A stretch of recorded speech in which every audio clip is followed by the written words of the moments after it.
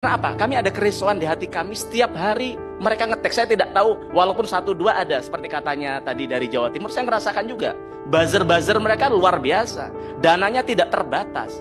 Kami tahu itu siapa. Dan salah satunya adalah yang datang, yang kita undang di tempat ini, tapi mereka tidak hadir. Dan kami tunggu kehadiran mereka di tempat ini.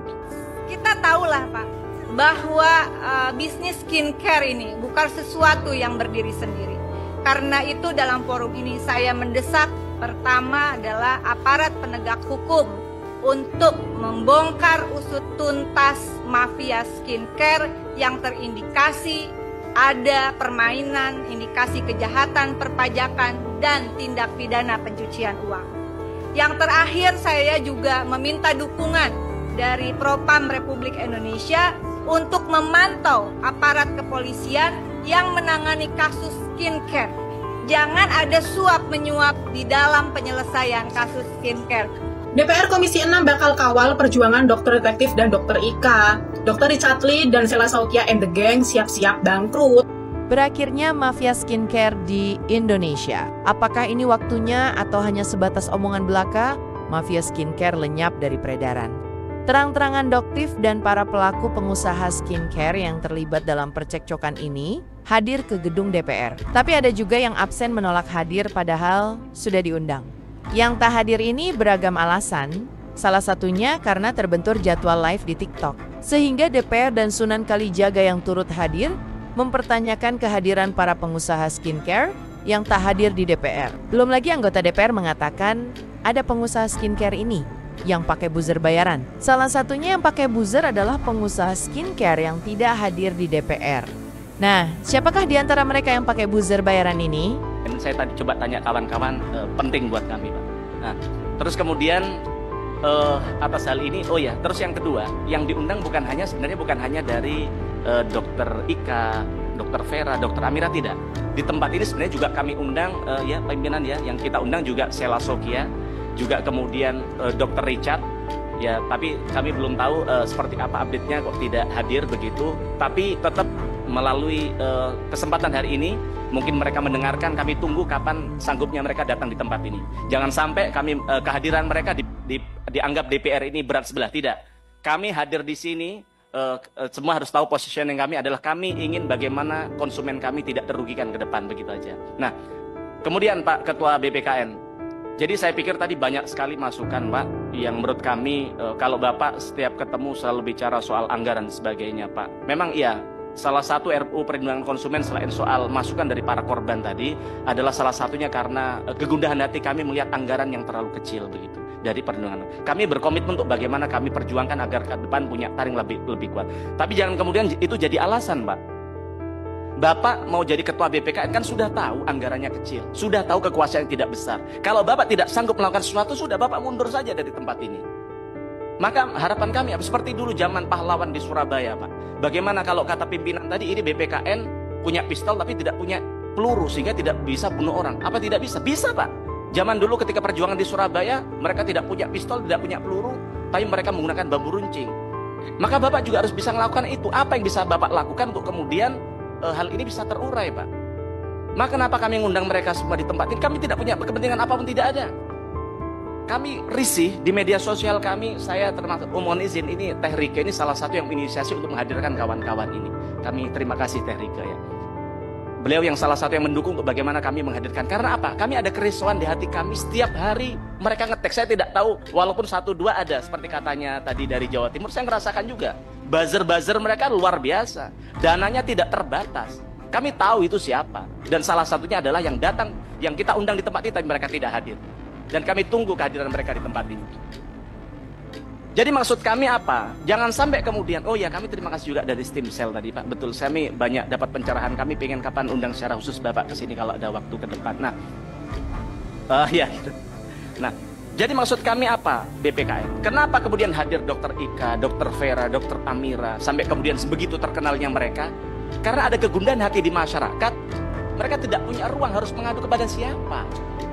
Mohon maaf, seperti mereka tidak dibayar loh Pak untuk negara Pak. Mohon maaf, sekecil-kecilnya mohon maaf, tanpa murasi hormat kan Bapak ada anggarannya. Mereka tanya, tidak ada anggarannya Pak. Tidak ada anggaran untuk itu.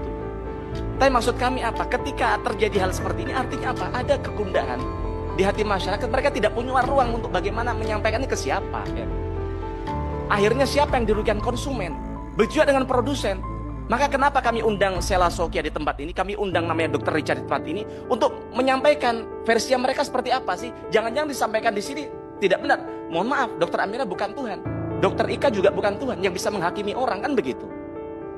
Juga bukan wilayahnya sebenarnya. Maka sebenarnya kita undang mereka untuk sebenarnya seperti apa? Jangan-jangan yang dirugikan adalah mereka. Jangan-jangan, mohon maaf, salah satu dari sini adalah oknum yang melakukan yang seperti katanya, walaupun itu sudah menjadi domainnya penegak hukum, kami tidak mau bicara itu di situ. Tapi artinya di sini konsumen dirugikan, produsen juga merasa dirugikan, Pak. Maka artinya apa? Sekali lagi RUU Perlindungan Konsumen ini bukan hanya sekedar undang-undang, tapi bagaimana memperkuat BPKN. Tapi kemudian kalau ini diperkuat terus, Bapak tidak punya komitmen buat apa? Mohon maaf, tadi ketika ada paparan, mohon izin, salah satu dari, saya tidak mau nyebut salah satu dari BPKN, HP-an saja, Pak. Diarahkan oleh Ketua BPKN, ya, kalau mau audiensi dengan DPR RI maka melalui BPKN. Tapi ternyata kecolongan owner-owner yang lebih dulu ketimbang kita, Ketua. Makanya kita membawa suara korban-korban di forum yang mulia ini, Ketua. Kita datang dari tadi malam, Ketua, naik kereta api dan tidak ada yang biayai, Ketua. Memang berat berada di belakang konsumen, Ketua. Selain lapar, diteror, disomasi, diancam, dibully, semua kita rasakan, Ketua. Saya kebetulan juga seorang pengacara, jadi saya mendampingi teman-teman konsumen disomasi oleh owner-owner besar, pengacara-pengacara besar tanpa dibayar. Makanya kami berharap, memang kami tidak diundang, tetapi kami berterima kasih kepada Doktif melibatkan kita untuk datang ke sini mendengarkan suara dari konsumen.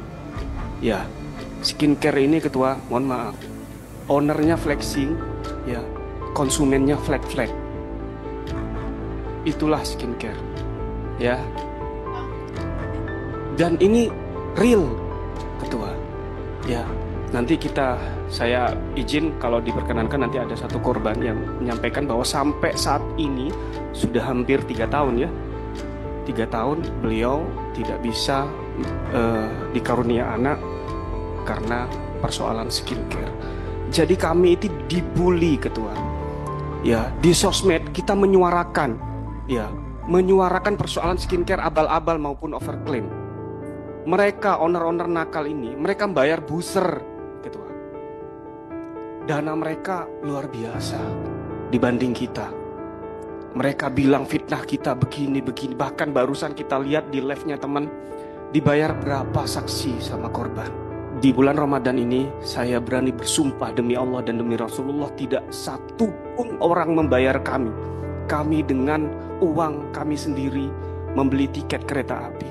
Bahkan kita tidak tahu nanti pulangnya bagaimana. DPR Komisi 6 bakal kawal perjuangan Dr. Detektif dan Dr. Ika. Dr. Richard Lee dan Sela Sokia and the Gang siap-siap bangkrut. Berita viral kali ini datang dari Dr. Detektif, guys. Hari ini Dr. Detektif, Dr. Ika, dan kawan-kawan yang lainnya gitu ya, guys, diundang rapat atau pertemuan di gedung DPR RI bareng dengan DPR Komisi 6, guys. Diundangnya Doktif dan kawan-kawan ini tidak lain tidak bukan untuk membahas tentang skincare yang sekarang ini tuh lagi kayak heboh banget gitu ya, guys. Dan hampir 6 bulan ini tuh tidak ada jalan keluarnya. Di rapat DPR bersama Dr. Detektif ini juga turut hadir orang-orang yang sangat berkompetensi gitu ya di bidangnya gitu. Ada yang dokter khusus stem cell, ada yang dokter khusus kayak skincare dan lain sebagainya gitu ya, guys. Nah, di sini lampu hijau untuk Dr. Detektif dan kawan-kawan gitu, guys, karena DPR Komisi 6 ini merespons secara positif kegiatan-kegiatan Dr. Detektif ini yang dimana untuk menyelamatkan konsumen-konsumen atau untuk menyelamatkan wanita-wanita Indonesia gitu, guys, dari krim-krim berbahaya maupun krim-krim yang overclaim.